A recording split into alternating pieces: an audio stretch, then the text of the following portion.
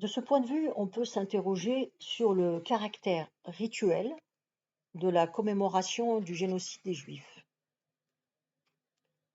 Souvent déconnecté de toute leçon morale concrète liée au monde dans lequel nous vivons. À force de vouloir en faire un événement à part, on lui ôte toute dimension pédagogique.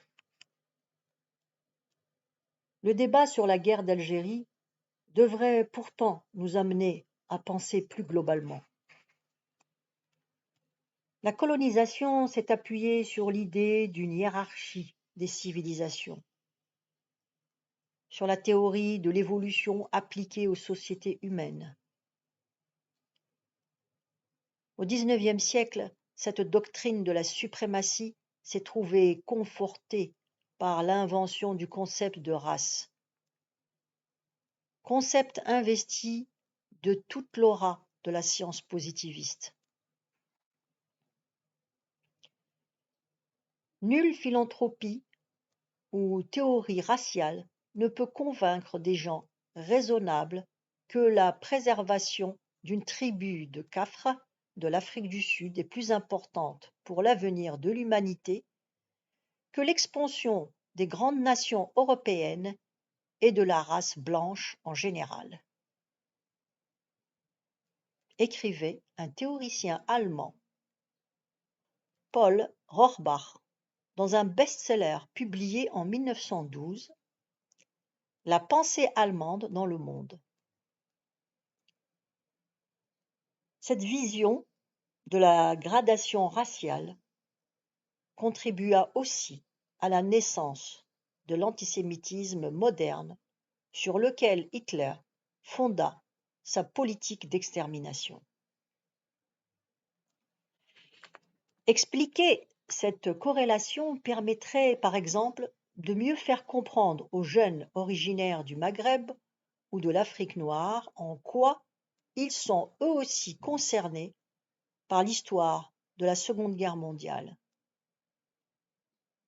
Leurs parents et grands-parents ont été victimes des mêmes théories délirantes et criminelles que les Juifs. Le génocide est transposé au cœur du conflit israélo-palestinien. Comme tous les événements historiques, il est instrumentalisé, utilisé à des fins politiques. Pour les sionistes, il est la preuve de la nécessité d'Israël comme refuge pour tous les Juifs du monde. Il sert aussi à intimider les critiques de l'État d'Israël, en les taxant d'antisémitisme, plus ou moins camouflé, et à conforter la solidarité des opinions publiques occidentales. Il faut bien sûr refuser ce chantage. Mais rien ne serait plus néfaste que de réduire la mémoire juive, ou même israélienne, du génocide à de la simple propagande. Nombre d'Israéliens ont réellement peur, malgré la supériorité incontestable de leur pays. Ils ont vécu dans l'angoisse, la crise de l'été 1967, à la veille de la guerre de 6 jours contre l'Égypte, la Syrie et la Jordanie. Angoisse avivée par les appels incendiaires des radios arabes.